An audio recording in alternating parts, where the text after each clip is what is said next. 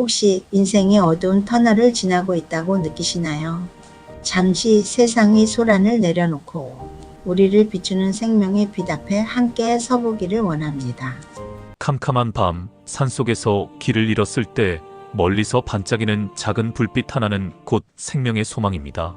오늘날 많은 이들의 마음이 길 잃은 산속처럼 어두워져 갑니다. 열심히는 사는데 어디로 가는지 모르겠고 내 삶에 정말 의미가 있긴 한 걸까? 라는 질문이 가슴을 누릅니다. 바로 그 어둠 속에 서 있는 우리에게 하나님은 민수기 8장의 말씀을 통해 빛이 어디를 향해야 하는지를 보여주십니다. 시내산 광야에서 하나님과의 언약이 맺어졌고 성막이 완공되어 이스라엘 12지파 지휘관들이 엄청난 예물 봉헌이 끝난 직후 모세는 하나님을 만나기 위해 지성소로 들어갑니다. 법궤 위 속죄소에서 하나님의 세밀한 목소리가 들려옵니다. 여호와께서 또 모세에게 말씀하여 이르시되 또 모세에게 말씀하여 이르시되 이 짧은 또라는 단어 속에 우리를 향한 하나님의 집요하고도 세밀한 사랑이 녹아 있습니다. 방금 전 7장까지 어떤 일이 있었습니까? 이스라엘의 지도자들이 어마어마한 양의 금과 은, 짐승들을 예물로 바쳤습니다. 인간의 편에서 보면 이제 할 만큼 했다. 이 정도 정성이면 하나님도 만족하시겠지라고 생각할 법한 시점입니다. 하지만 하나님은 거기서 멈추지 않으시고 또 말씀하십니다. 하나님은 외적인 종교의식에 머물러 있던 우리의 시선을 내면의 영성으로 옮기고자 하십니다. 너희가 바친 화려한 예물도 귀하지만 내가 정말 중요하게 여기는 것은 어두운 성소를 밝힐 등불이며 그 등불을 관리할 구별된 너희 자신이다라고 말씀하시는 것입니다. 우리가 이 정도 신앙생활하면 됐지라고 안주할 때 혹은 이제 다 끝났다며 고개를 떨구고 있을 때 하나님은 어김없이 우리를 또 찾아오십니다. 그러므로 이 또는 우리를 향한 하나님의 거룩한 사랑의 추격입니다. 하나님께서 모세에게 말씀하십니다. 아론에게 말하여 이르라 등불을 켤 때에는 7 등잔을 등잔대 앞으로 비추게 할지니라. 왜 등잔대 앞으로 비추라고 하셨을까요? 성소 안등잔대 맞은편에는 하나님의 임재와 공급을 상징하는 진설병 3 떡상이 놓여 있습니다. 이 빛은 우리의 시선을 하나님께 고정시키며 그분의 임재를 밝히 드러내는 빛입니다. 인생의 어둠을 만났을 때 우리가 할 일은 자신의 상처를 파헤치는 것이 아니라 빛을 켜서 하나님의 얼굴을 구하는 것입니다. 예수께서 또 말씀하여 이르시되 나는 세상의 빛이니 나를 따르는 자는 어둠에 다니지 아니하고 생명의 빛을 얻으리라. 성막의 등불은 장차 오실 세상의 참빛 예수 그리스도를 예표합니다. 빛이 뒤를 비추면 자신의 그림자만 보게 됩니다. 하지만 앞을 비추면 가야 할 길이 보이죠. 하나님은 우리가 자신의 과거에 매몰되어 후회하며 살기를 원치 않으십니다. 빛은 아무데나 퍼지면 의미가 없습니다.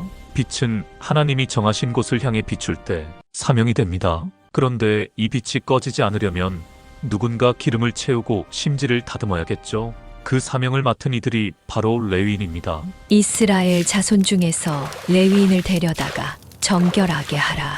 하나님은 레위인을 부르셔서 아주 독특한 일을 시키십니다. 속죄의 물을 그들에게 뿌리고 그들에게 그들의 전신을 삭도로 밀게 하고 그 의복을 빨게 하여 몸을 정결하게 하고. 레위인은 전신의 털을 깎는 철저한 정결 예식을 치렀습니다. 이는 단순히 깨끗해지는 의식이 아닙니다. 너희는 이제 너희 자신을 위해 살지 않는다. 이스라엘 자손 중 모든 처음 태어난 자 대신 내가 그들을 취하였나니. 그 살아난 생명을 대신해 하나님 앞에 서게 된 사람들이 바로 레위인임을 밝히십니다. 죽어야 할 이스라엘의 장자들을 대신해 죽음을 상징하는 깎임을 당하고 온전히 하나님께 바쳐진 살아있는 제물이 되겠다는 결단입니다.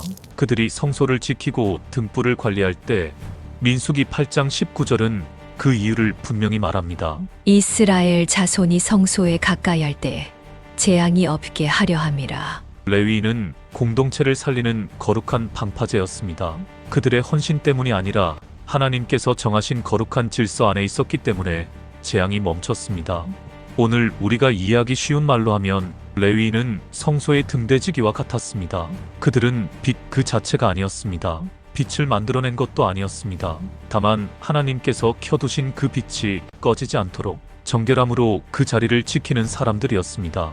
하나님이 우리를 광야로 부르실 때가 있습니다. 내 안에 남아있는 세상의 때를 벗겨내고 우리를 진짜 빛을 전달하는 사람으로 만드시기 위함입니다. 깎여나가는 아픔이 있다면 기억하십시오. 여러분은 지금 하나님의 소중한 소유로 구별되고 있는 중입니다. 레위인을 여호와 앞에 나오게 하고 이스라엘 자손이 그들에게 안수하게 한 후에 레위인을 흔들어 바치는 제물로 드릴지니 레위인은 이스라엘 회중을 대신하여 하나님께 바쳐진 살아있는 제물이었습니다. 그들의 정결 예식은 단순히 깨끗해지는 의식이 아니라 죽어야 할 이스라엘의 장자들을 대신의 죽음을 상징하는 삭도의 깎임을 당하는 헌신이었습니다. 그러므로 레위인의 모든 정결 의식은 예수 그리스도 안에서 그 참된 의미를 드러냅니다. 왜 이렇게까지 철저하게 하셨을까요? 히브리서 9장 13절 말씀입니다. 흠 없는 자기를 하나님께 드린 그리스도의 피가 어찌 너희 양심을 죽은 행실에서 깨끗하게 하고 살아계신 하나님을 섬기게 하지 못하겠느냐. 레위인은 겉을 깎아내어 정결케 되었지만 우리는 예수 그리스도의 피로 우리의 양심과 존재 자체가 정결해졌습니다. 이제 우리는 율법의 의무가 아니라 그 은혜에 감격하여 나를 드리는 참된 레위인이 되었습니다. 이스라엘의 장자들을 대신해 레위인이 드려졌듯 하나님의 독생자이신 예수님은 우리 모두를 대신해 단번에 영원한 화목제물이 되셨습니다. 예수님이야말로 진정한 등잔대이십니다. 그분이 자신을 태워 빛을 비추셨기에 하나님과 우리 사이를 가로막던 재앙이 그치고 우리는 비로소 하나님의 얼굴을 대면할 수 있게 된 것입니다. 이 구속의 사건이야말로 우리가 오늘을 살아갈 수 있는 유일한 근거입니다. 하나님은 레위인을 도구로 사용하지 않으셨습니다. 하나님은 레위인을 받으셨습니다. 이제 예수 그리스도 안에서 우리 모두는 왕같은 제사장이며 이 시대를 살아가는 영적 레위인입니다. 하나님이 원하시는 것은 소모되는 신앙이 아닙니다. 하나님께 드려진 삶입니다. 가정에서 아이를 온유함으로 대하는 것, 직장에서 정직을 선택하고 동료를 위로하는 것, 그것은 단순한 인내가 아닙니다. 내 안에 계신 그리스도의 빛을 비추어 재앙을 막고 화평의 질서를 세우는 등대지기의 삶입니다. 우리는 하나님이 기쁘게 받으신 거룩한 제물입니다. 민수기 8장 후반부에는 50세가 된 레위인에게 노동을 쉬게 하시는 배려가 나옵니다. 이는 방치가 아니라 역할의 전환입니다. 육체적 노동은 내려놓되 형제들 곁에서 중보하는 영적 조력자로 남게 하십니다.